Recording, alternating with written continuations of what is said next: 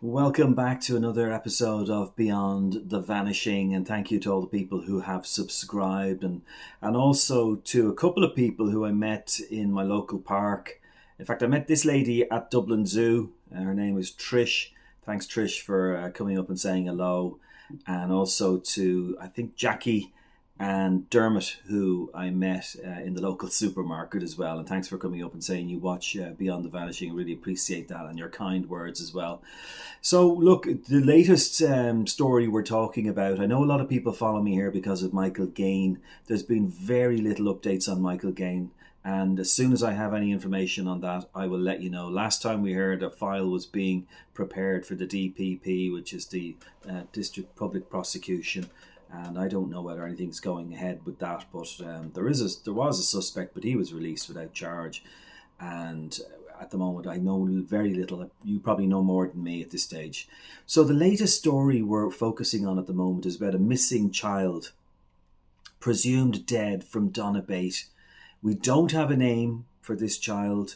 We don't know who the parents are. I think people who live in the village of Donabate possibly know who the parents are, but publicly, the name of the child has not been released to the media. Now, in the case of Kyron Dernan, another case we followed here and that we focused on over the last few months, his name was released pretty much soon after we found out he'd gone missing.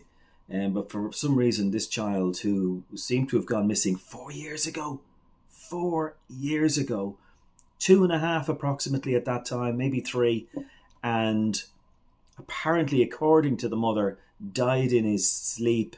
He was frozen when they got to him. They tried to revive him in the bath and then panicked and secretly buried him. Now, TUSLA, for anyone watching outside of Ireland, you won't know what TUSLA are. TUSLA are a family agency, and they sort of intervene when a child is maybe at risk or in a very difficult domestic situation. And Kyron Dernan was known to TUSLA, but again, he went missing and presumed dead as well. No body has been found. And in this situation here, I don't have a name. All we know is missing child Donabate. So that's all we know on this child. So we can't search up the name anywhere to find out what's the latest information. So if you're in Google or you're on Yahoo, you just have to type in missing child Donabate and all the news headlines will come up for that. But other than that, that's pretty much all we know so far. The mother has given indications of where the child is buried in Donabate, or approximately where. Now, listen, any mother who buried their child would know. I'd know. Look, if you buried a relic in Phoenix Park or you buried a relic in Yellowstone Park, wherever it is, you'd have a fair idea where you buried that person or where you buried a relic or whatever it is. You'd know. You know, if you had a pet dog and you buried it somewhere, you'd know where to go. I mean, this whole thing. So it sounds to me like she didn't bury the child at all, that someone did it on her behalf. And that person possibly could be the father, who is living in Brazil and has got married. Now, all we know is that the lady of this child is of African descent. She is an Irish citizen, has Irish citizenship. I don't know if the father is Irish or if he is of African descent. I don't know. The newspapers aren't saying that. They're just saying he's Irish, but I don't know if he's Irish like me or whatever. I just don't. And there's very little information. We knew about Kyron Dernan, and it's sort of we were able to put a face to Kyron Dernan. There was nothing for that at the moment. No face of this child, what he was like when he was 2.5. There's very little released, and they're losing time. They're losing time. There should be a public appeal now at this stage because it's 4 years ago. The longer they leave this, the longer it's going to be to find out who's responsible for this. And if they don't find the body, it's very difficult to press charges. We have seen in the past, and there's been a couple of cases in America and the UK, where you don't have to have a body to press charges and to find someone convicted of a crime. We know that can be done. It's a lot trickier because you're working on circumstantial evidence and you don't have maybe as much DNA evidence as you like. And in some cases, you don't have any DNA evidence at all. But this child was 2.5, 3, around that age. And so he would be 7 now. It's a boy. He would be 7 if he was still alive. But how they came to know that this child was dead or is missing was the mother was claiming social welfare payments of some kind for that child. And they asked, where is the child going to school? And she gave a school. And they contacted the principal. Do you have that child in that school? This is the social welfare office. And they didn't have any child of that name. So the Gardaí then went to visit the lady, the mother, at her home. And during questioning, she then told them what actually had happened.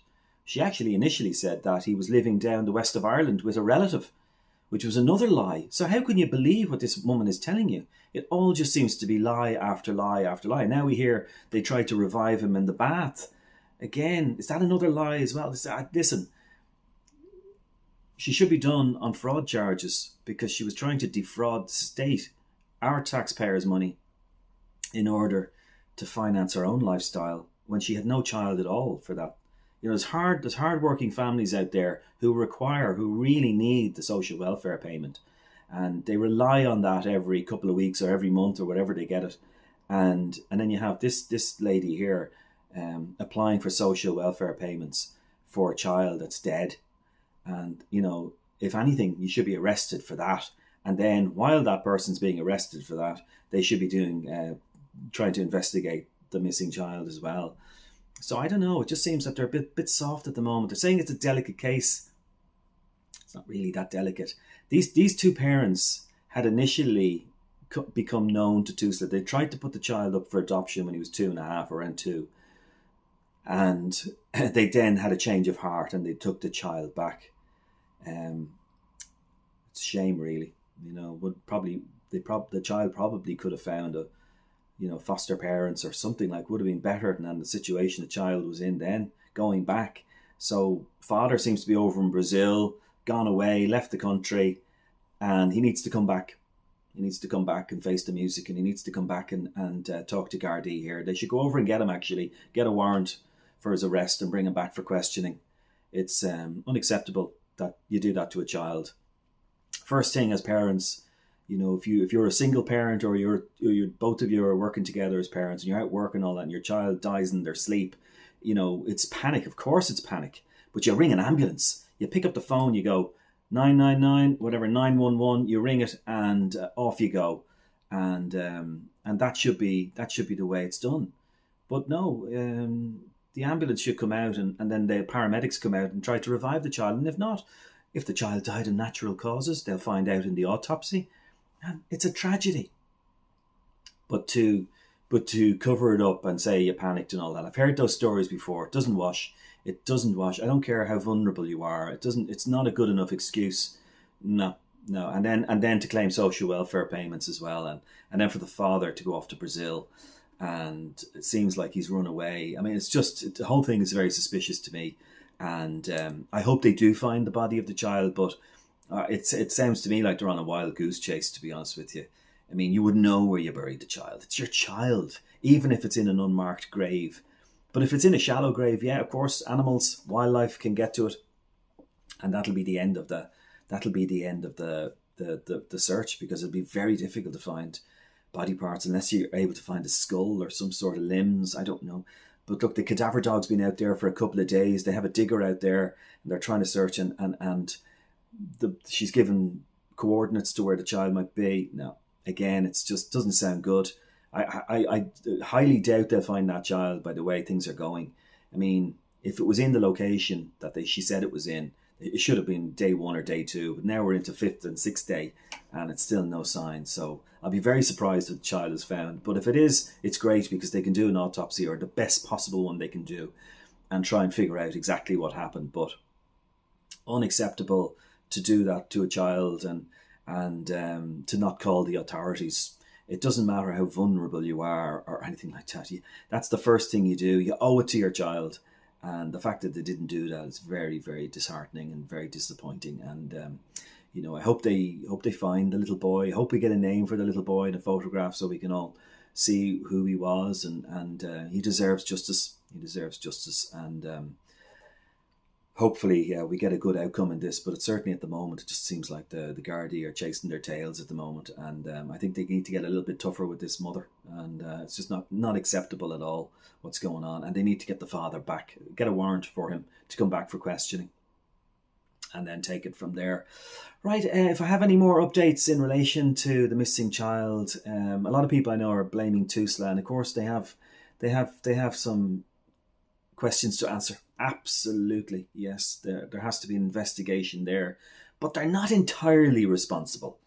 You can't just put the blame at Tusla. The parents have to take blame. They're the ones responsible. They decided to take the child back, and for whatever reason, it didn't go well. And if the child died in the sleep, the child died in its sleep, and they panicked and whatever. If that's the case, that's the case. But you still have to phone the paramedics. You still have to phone the ambulance. You can't just go and bury the child because you panicked. You need a better excuse than that. It doesn't seem right to me. So make sure you subscribe to Beyond the Vanishing, and like and share, and we will talk to you soon. Have a great day.